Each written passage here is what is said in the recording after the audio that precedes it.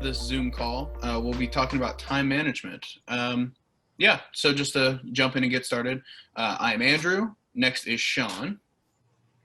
I am Sean, student ambassador. All right, next is Olivia. Hi, I'm Olivia. All right, and next is Nora.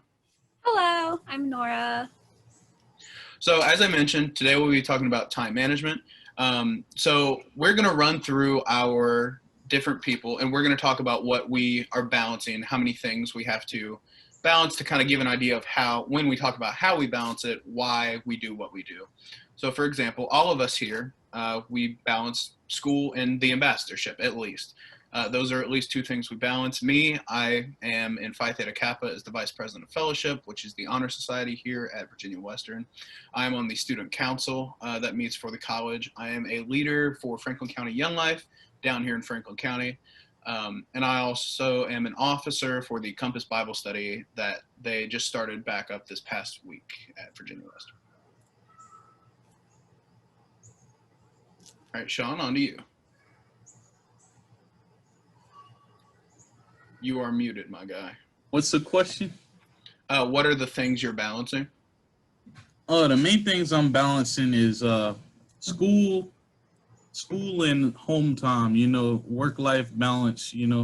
I write a couple things on a notepad to make sure that I keep everything under control. And I also plan 1 to 2 days ahead. Some people plan weeks ahead, some people plan a whole semester. It's all about how constant your classes are. But me, myself, I can only plan 1 or 2 days ahead, and that's how I keep my balance. Yeah, what about you, Olivia? Well, this is the first time I've had online classes, so it's actually a lot harder than I expected. But pretty much what I have to do is that I plan everything out for the week, and I plan out what assignments are due. And then pretty much I just write them down. I wrote them down in a planner. I also write them down on my phone in case I forget. But a lot of times what I like to do is that I like to work on my stuff and I like to chunk it. So I might work on something for one class and then I'll get up and take a break so I don't get fatigued or I'll get overwhelmed or stressed. And then I come back and I work on something else. But that's how I'm balancing it out. I'm still trying to figure that out because, I feel like there's more techniques I could figure out, but I think I'm doing a pretty decent job. All right. Yeah, what about you, Nora? So I have a fairly heavy course load. It's 14 credits. I don't know, that might be normal for some people, but it's the most I've ever had. And so obviously I'm balancing that with my ambassadorship. But similar to Andrew, I'm also an officer for Phi Theta Kappa. I'm the Vice President of Leadership, and I am also a student council member on the college council. And then on top of that, I'm working 2 jobs as a tutor and then at a convenience store. And then there's everything going on with my family. I'm probably forgetting some other things that I'm involved with. I do a lot. And that is very hard to balance sometimes, but it's just, you have to do what makes you happy. And sometimes that involves overloading yourself. But as we get into our methods of time management, I will break down how I do all of that without going crazy. Yeah, I don't even know if you meant to bring that up, but I like the way you were talking, where you said, there are some things you're forgetting because there's some things you don't plan. I don't know how many people go to church on Sunday and or Wednesday or just Wednesday, or how many people always, let's say, movie nights with their family on Fridays. There's always something that you don't include in your schedule that you just know mentally. So you also have to be able to, throw those in the mix too and not let those be trampled on by each other. So looking into how it's done, we've kind of exported a little bit through that conversation of what we do. But for me, I am a big planner, as Sean may have outed me by saying I plan a whole semester ahead. I use Google Calendar. I know some people are more, physical planner based, and some people are more digital. Some people don't use planners, and that's fine. I haven't until recently. But what I do personally is I have a Google Calendar for every different thing. So I'm not going to share screen my Google Calendar, of course, but I have, just events that are happening with me. I have Phi Theta Kappa events. I have school events. I have student council, so on and so forth. I separate them all, especially because in Google Calendars, you can sort them by color. So for me, it's very helpful to be like, oh, okay, I know green is school. So if I see something green, I don't have to worry, crap, did I miss an ambassador event? To be able to keep that. But I also have, on your computer, you probably have this, whether it's Mac or Windows, there's an option, at least on Mac, it's called Stickies. I think it's called Sticky Notes on Windows.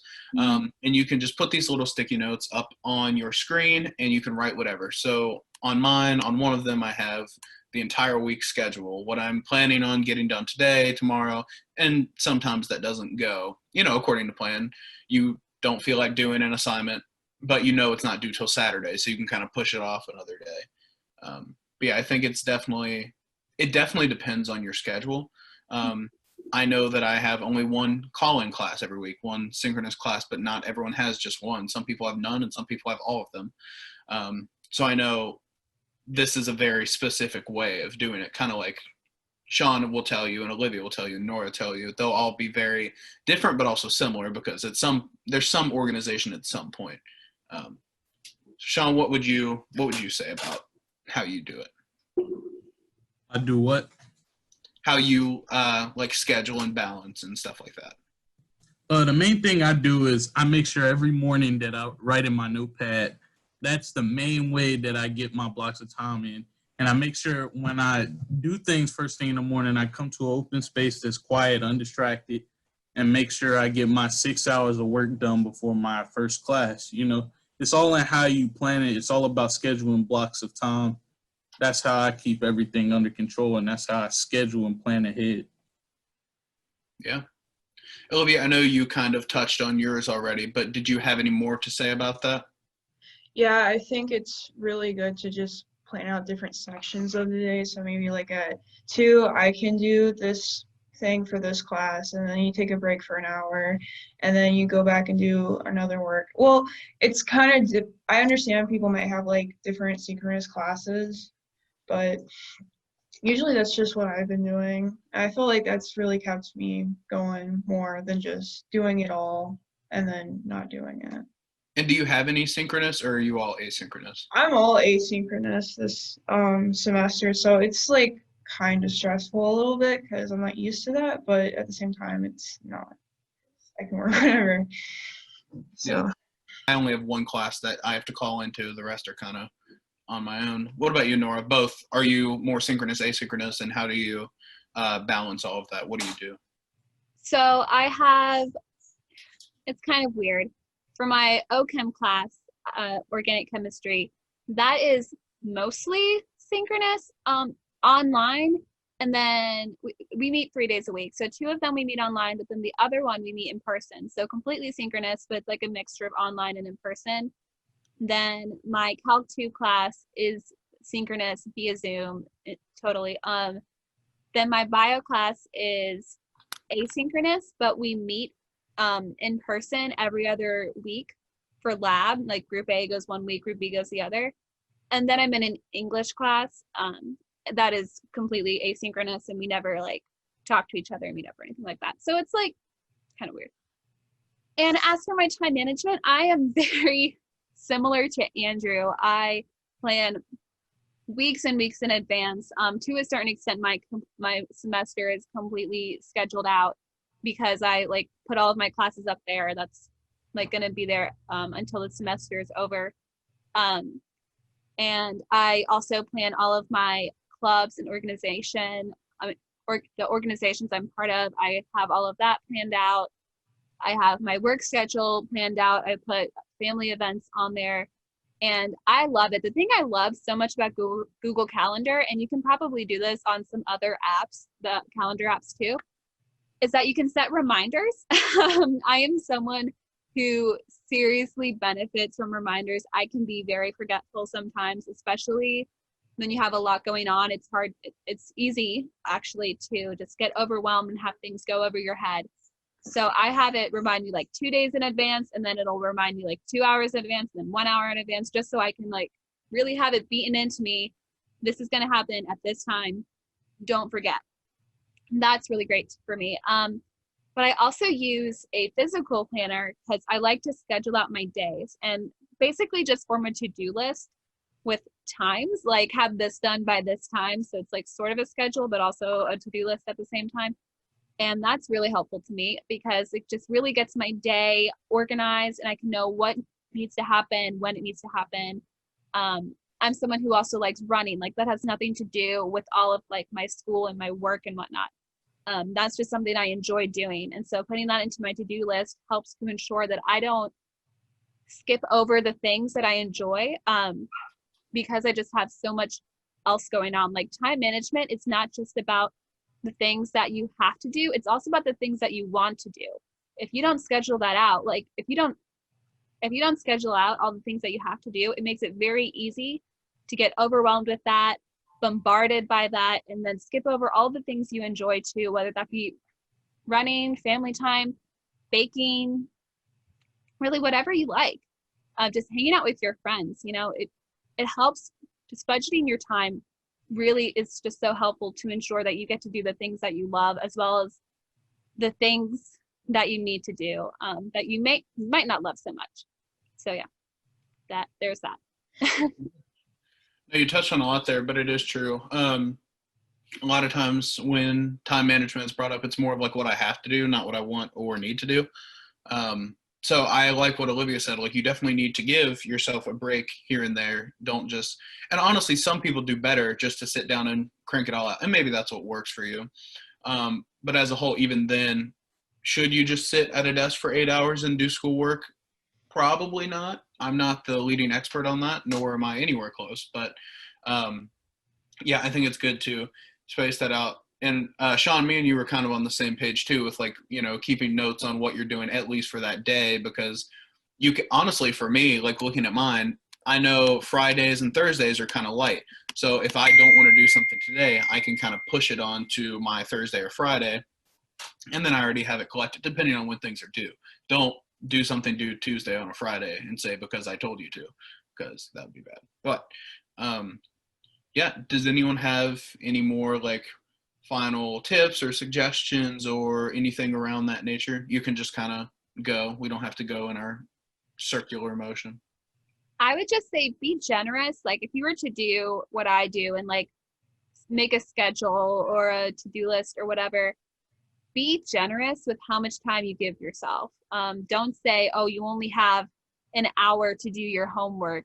Like depending on the class, homework can be really hard and really time consuming. Sometimes it can take me like 2 to 3 hours to finish my calc homework. And I mean, of course I like give myself breaks because that's a long time to just be sitting and doing calc homework. But definitely be generous with yourself because you don't want to stress yourself out.